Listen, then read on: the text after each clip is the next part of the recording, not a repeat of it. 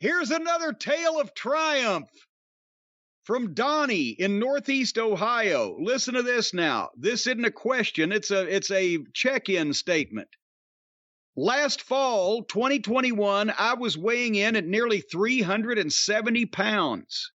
It's been hard work, but I am down to 265 pounds, 105 pounds in less than a year. He says, I cut out sugar and corrected my diet and started walking 10,000 steps every day.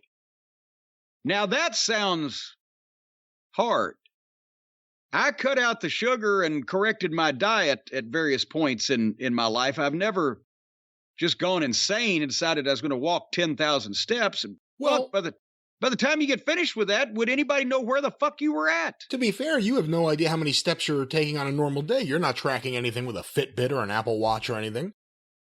Well, no, I just try to jot down notes as I enter and leave the room. Okay, 20 steps here. Yeah. You're the one person I could believe actually does that. But you have no idea if you're in the yard, if you're walking to the Monroes and back, if you're yelling at people on the street and back. Well, that's true. That is a number of times a day to yell at people, and a number of, no, I don't do it that often. But yeah, well, just around the property, that would be a lot of steps. It's not climbing the Matterhorn, but I guess still. Anyway, Donnie continues, it hasn't been easy and sometimes hard to stay motivated, but what's kept me motivated are these programs. I look forward to listening to you guys every day when exercising and walking to make myself better. It would have been easy to give up if I was bored with nothing to listen to. Well, thank you, Donnie, and you're doing a great fucking job. 100, I just said when I read that, day before yesterday and put it in the pile to put on this program, I realized that 25 years ago, next month, I weighed 90 pounds more than I do right now. Is there a version of you that was on camera that, looking back now, you're kind of horrified at? Oh, no, I've thought I've looked great no matter what I've looked like throughout my entire life. No, I've always, as a matter of fact, I constantly look at old film of myself and go, God damn, I still looked good. No matter what my weight, no matter what I'm wearing, I fucking look fantastic. Marvelous. But no, I must admit that now, because see, that's the thing, it creeps up on you, the weight, and it creeps down on you too when you're losing it. You get used to what you look like at any given time because it's been a slow process to get there no matter what the fuck it is, positive or negative, which direction. But then, later on you think, well, goddamn, I guess it probably is easier for me to move around now and my knees feel better, blah, blah, blah. But is anybody else in the wrestling business that is 90 pounds lighter than they were when they were 35 when they're 60? I haven't seen a picture of them yet. By cracky. If you were at this weight throughout the majority of your career, do you think you would have had more injuries? Now what? If I was from the bumps you took? Yeah, if you took the same bumps you took throughout your career, but you were this weight as opposed to whenever you were your heaviest or just medium, but you were still taking those bumps, still delivering your elbow drop, whatever it is, would you be injured more or less if you had weighed what you weigh now?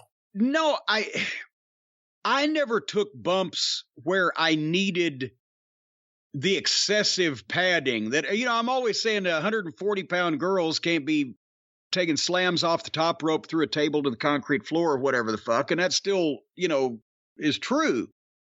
A 6-foot-tall, 190-pound human being still has a little bit of a padding on them.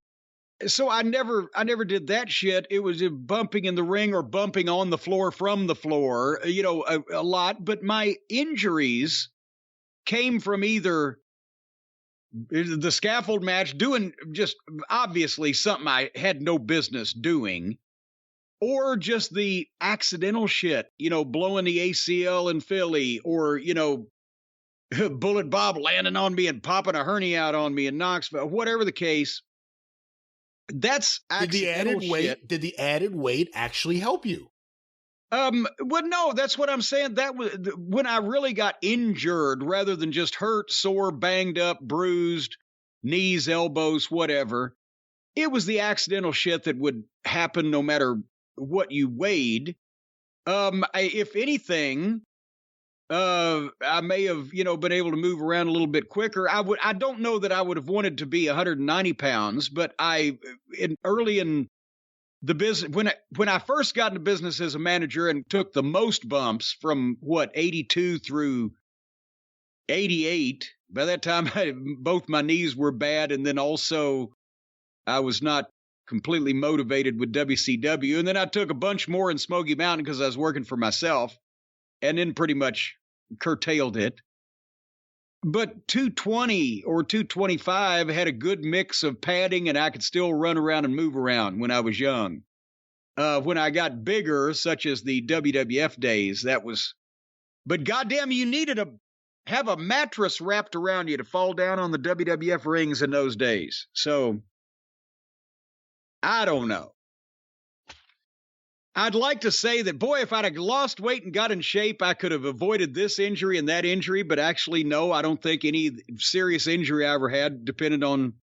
It didn't depend on what fucking I weighed when I was laying there and Yoko got a step off and sat on my fucking head. So, anyway,